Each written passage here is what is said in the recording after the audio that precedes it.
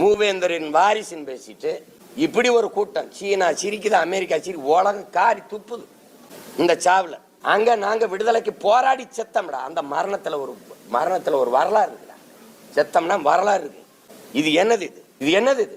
இது மாசா தூசாது என்ன மாசு? ஆத்துல அழகர் இறங்கினாலும் 10 லட்சம் பேர் கூடுறான். சரி, இது தெய்வ வழிபாடு. இது என்ன வழிபாடு? இதை ஊக்கப்படுத்துறது நீங்க எல்லாம் தான் காரணம்.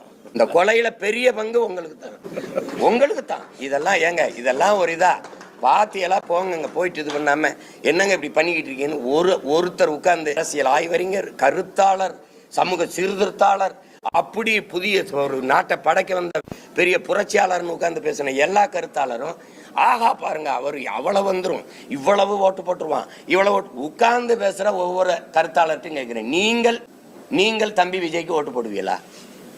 கேள்வியா தான்.